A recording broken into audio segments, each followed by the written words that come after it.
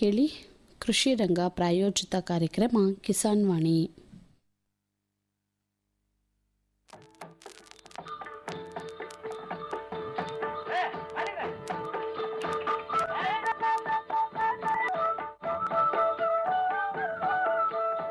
ಕೃಷಿ ರಂಗ ರೈತರಿಗಾಗಿ ಕಾರ್ಯಕ್ರಮ ಕಿಸಾನ್ ವಾಣಿ.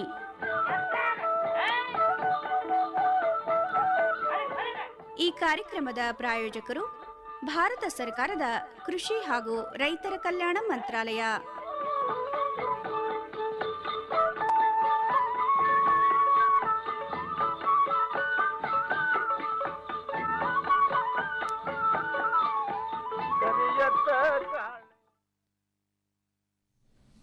ಕಿಸಾನ್ ವಾಣಿ ಕೇಳುವಂತಹ ಎಲ್ಲ ರೈತ ಬಾಂಧವರಿಗೆ ಶರಣಾರ್ಥಿಗಳು.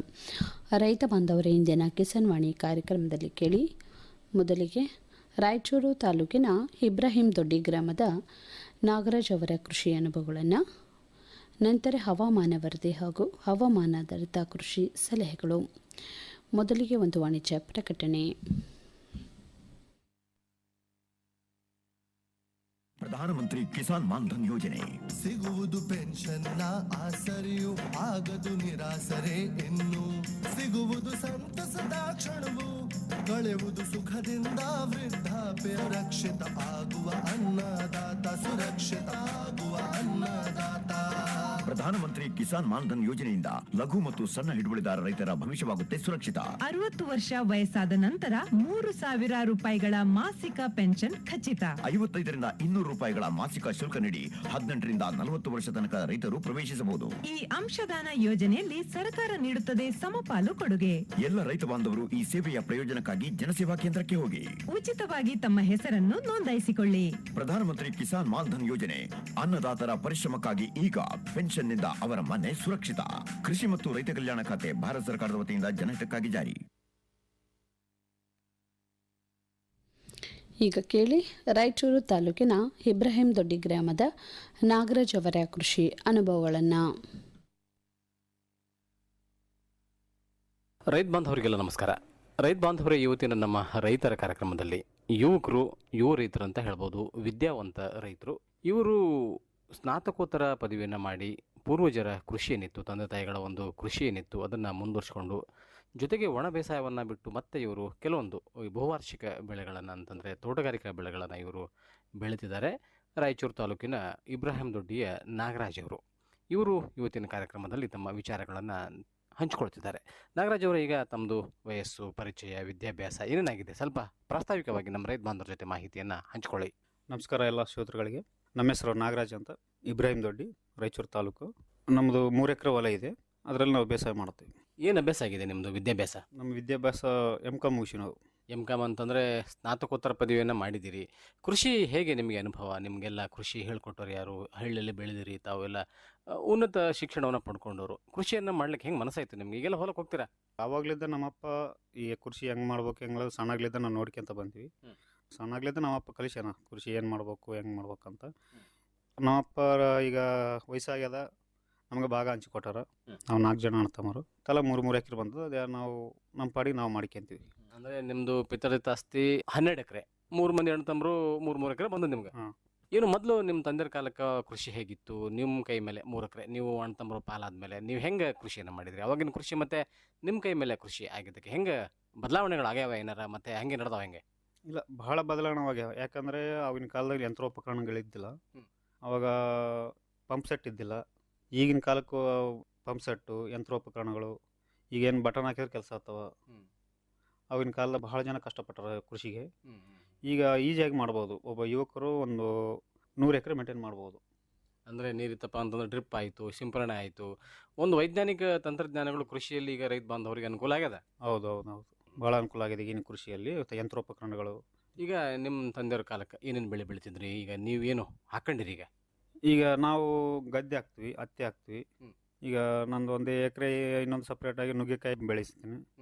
ಅದು ಚೆನ್ನಾಗಿ ಇಳುವರಿ ಬರ್ತದೆ. ಹೇಗೆ ಈಗ 3 ಎಕರೆದಲ್ಲಿ ಹತ್ತಿ, ಭತ್ತ ಮತ್ತು ನುಗ್ಗೆಕಾಯಿ 3ನ್ನ ಹಾಕ್ತೀರಾ? ಹೇಗೆ ಮತ್ತೆ ಬದಲಾವಣೆಗಳನ್ನು ಮಾಡ್ತೀರಿ ವರ್ಷ? ಇಲ್ಲ, 1 ವರ್ಷ ತೊಗರಿ ಹಾಕ್ತೀನಿ, 1 ವರ್ಷ ಹತ್ತಿ ಹಾಕ್ತೀನಿ.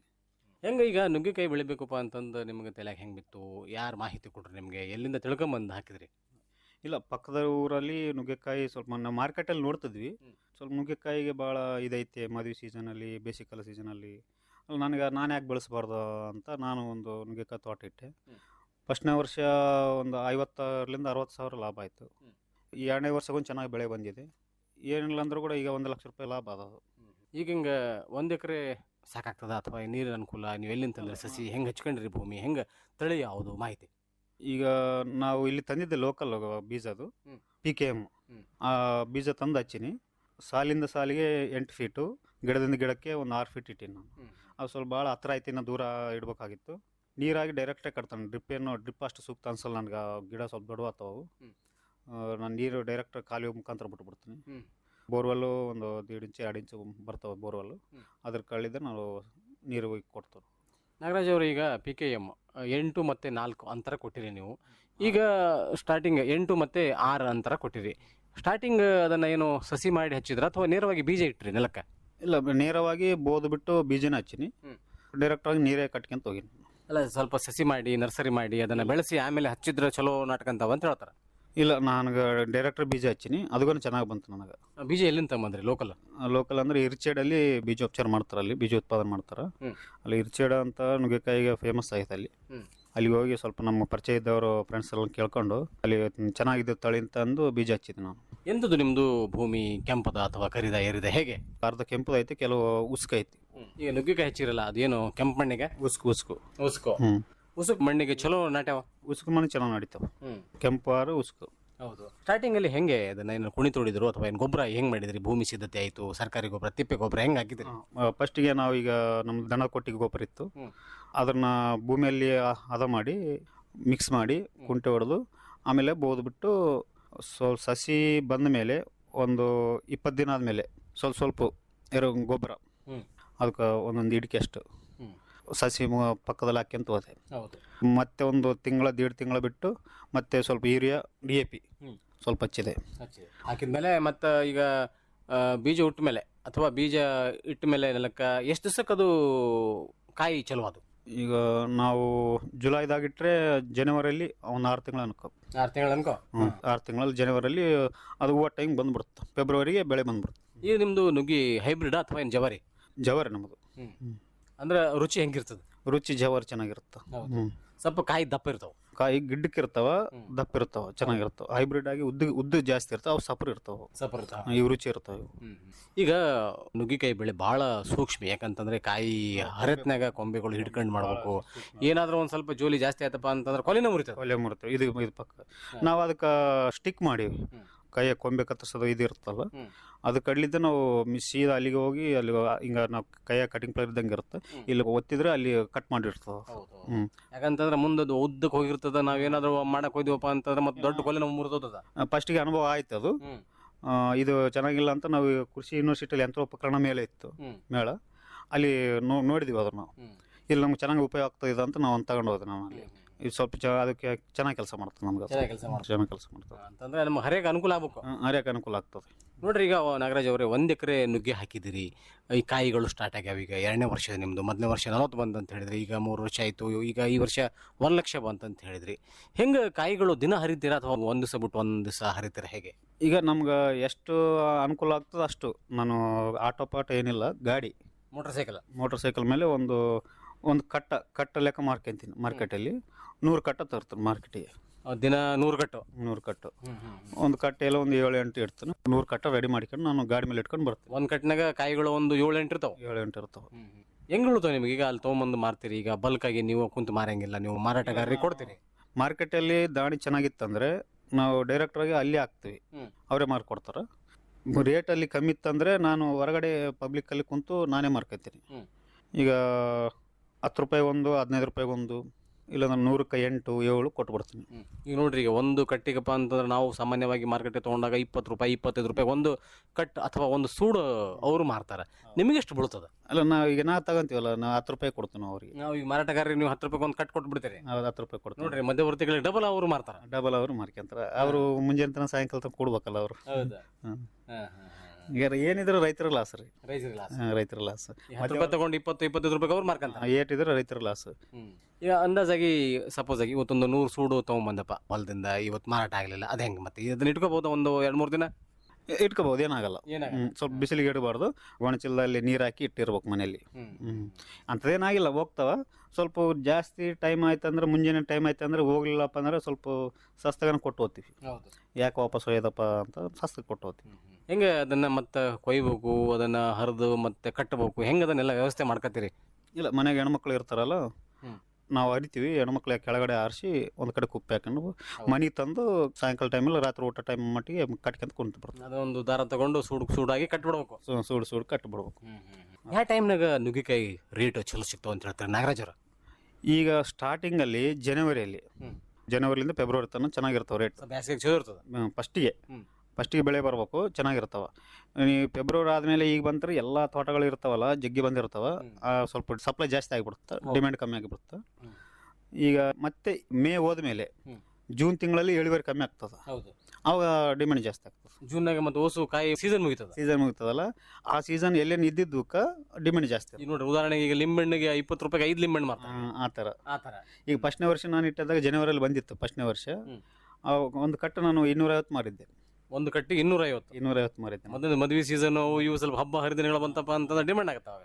ಬರ್ತಾ ಕಮ್ಮಿ ಆಗ್ತದೆ. ಆ ಥರ.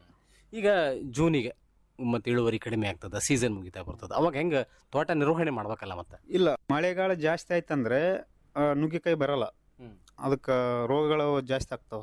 ಅಂಟು ರೋಗ, ಕೀಟಗಳು ಬಂದ್ಬಿಡ್ತಾವ. ಇದು ಹೂವು ನಿಂದ್ರಂಗಿಲ್ಲ. ಮಳೆ ಆಯ್ತಂದ್ರೆ, ಥಂಡಿ ಜಾಸ್ತಿ ಆಯ್ತಂದ್ರೆ ಹೂವು ನಿಂದ್ರಂಗಿಲ್ಲ. ಅವಾಗ ಏನು ಅದನ್ನ ಮುಟ್ಟಂಗಿಲ್ಲ. ನಾವು ಮತ್ತೆ ಅದನ್ನ ಡಿಸೆಂಬರಲ್ಲಿ ನಾವು ಅದಕ್ಕೆ ಸಿದ್ಧತೆ ಮಾಡ್ಕೊಂತೀವಿ. ಅಲ್ಲಿ ತನಕ ಹಂಗೆ ಗೊಬ್ಬರ ನೀರು ಹಸನ್ ಮಾಡ್ಕಂತ, ಕಳೆ ತಕ್ಕಂತ, ಕಸ ಕಡ್ಡಿ ತಕ್ಕಂತಿರ್ಬೇಕು, ಕಸ ತೆಕ್ಕಂತಿರ್ಬೇಕು. ನಾಗರಾಜ್ ಅವರಿಗೆ ನಡಬರ್ಕ 6 ಮತ್ತು 8 ಮಾಡ್ಕೊಂಡ್ರಲ್ಲ, ನಡಬರ್ಕ ಏನಾದ್ರು ಲಿಂಬೆಣ್ಣು ಗಿಡ ಹಾಕಬಹುದಲ್ಲ? ಇಲ್ಲ, ಬರಲ್ಲ ಅದು. ನಿಮ್ಮನಿಗೆ ಬರಲ್ಲ, ಅದು ಸ್ವಲ್ಪ ಈ ಹೀಟ್ ಜಾಸ್ತಿ ಆಗಿಬಿಡ್ತದೆ, ಇದಕ್ಕೆ ಗಿಡ ಸತ್ತೋಗ್ಬಿಡ್ತಾವ. ನಾನು ಅದರಲ್ಲಿ ಕೆಳಗಡೆ ಮಿಶ್ರ ಬೆಳೆ ಏನೋ ಮಾಡಕ್ಕಂತ ನೋಡಿದೆ, ಸೌತೆಕಾಯಿ ಏನೋ ಹೀರೆಕಾಯಿ ಏನು ಮಾಡ್ಬೇಕಂತ ನೋಡಿದೆ, ಅವು ಬೆಳೆ ಬರಲಿಲ್ಲ ಅದ್ರಾಗ. ಅಂದ್ರೆ ನಿಮಗೆ ನೋಡ್ರಿ, ಇದು ಎಲ್ಲ ಅಂತಂದ್ರೆ ವಾರದ ನಿಮಗೆ ಎಲ್ಲ ದಿನಗಳು ಕೆಲಸ ಸಿಗ್ತಾವಿಲ್ಲ ನುಗ್ಗಿ ಗಿಡದಾಗ? ಈಗ ನಮ್ಗೆ ಬೇಸಿಗೆಲ್ಲ ಭಾಳ ಅನುಕೂಲ ಆಗ್ತದೆ. ಇನ್ನು ಬೇಸಿಗೆಲ್ಲಲ್ಲಿ ಕೂಲಿ ಆ ಕಡೆ ಕೆಲಸ ಇರಂಗಿಲ್ಲ. ನಮ್ಮ ಹೊಲದಲ್ಲಿ ನಾವು ಬದುಕಬಹುದು.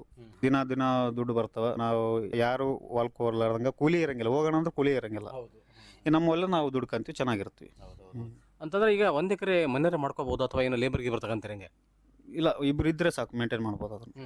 ಇಬ್ರು ಇದ್ರೆ ಸಾಕು. ಅಂದ್ರೆ ಒಂದು ತಿಂಗಳಕ್ಕೆ ಅಥವಾ ಒಂದು ವಾರಕ್ಕೆ ಅಥವಾ ಒಂದು ದಿನಕ್ಕೆ 2 ಲೈನ್ 3 ಲೈನ್, ಮತ್ತೆ ನಾಳೆ ಒಂದು 2 ಲೈನ್ 3 ಲೈನ್ ಕಂಟಿನ್ಯೂ. ಈಗ ಒಂದು 2 ಲೈನ್ ಇದ್ರೆ ಒಂದು 100 ಕಟ್ ಆಗ್ಬಿಡ್ತಾವ. ಆ ಟೈಮಲ್ಲಿ ಮತ್ತೆ ಇದು ಮಾಡ್ತೀವಿ ನಾವು. ಹಿಂಗೆ ಕಟ್ ಮಾಡ್ಕೊಂಡು ಆ ಕಡೆ ಎಲ್ಲ ವ್ಯವಸ್ಥೆ ಮಾಡ್ಕೊಂಡು ಇಬ್ಬರು ಮನೆಯವ್ರು ಮಾಡ್ಕೊಂಡು ಹೊಂಟಿವಿ. ನೋಡ್ರಿ ನಾಗರಾಜ್ ಅವರು, ಇತ್ತೀಚೆಗೆ ಏನಾಗ್ತಿದೆ, ಈಗ ಭಾಳಷ್ಟು ನುಗ್ಗಿ ಗಿಡಕ್ಕೆ ಡಿಮ್ಯಾಂಡ್ ಬಂದದ. ನುಗ್ಗಿ ಗಿಡಕ್ಕೂ ಡಿಮ್ಯಾಂಡ್ ಇದೆ, ಕಾಯಿಗೂ ಡಿಮ್ಯಾಂಡ್ ಇದೆ, ಸೊಪ್ಪಿಗೂ ಕೂಡ ಡಿಮ್ಯಾಂಡ್ ಇದೆ. ಅದು ಶುಗರ್ ಇದ್ದವರಿಗೆ, ಬೇರೆ ಬೇರೆ ರೋಗಗಳಿಗೆ ಅದು ಅದ್ರ ಪುಡಿ ಮಾಡಿ ಸಹಿತ ಮಾರ್ತಾರ. ನಾವು ಅಷ್ಟು ಐಡಿಯಾ ಇಲ್ಲ ನಾವು ಮಾಡಿ.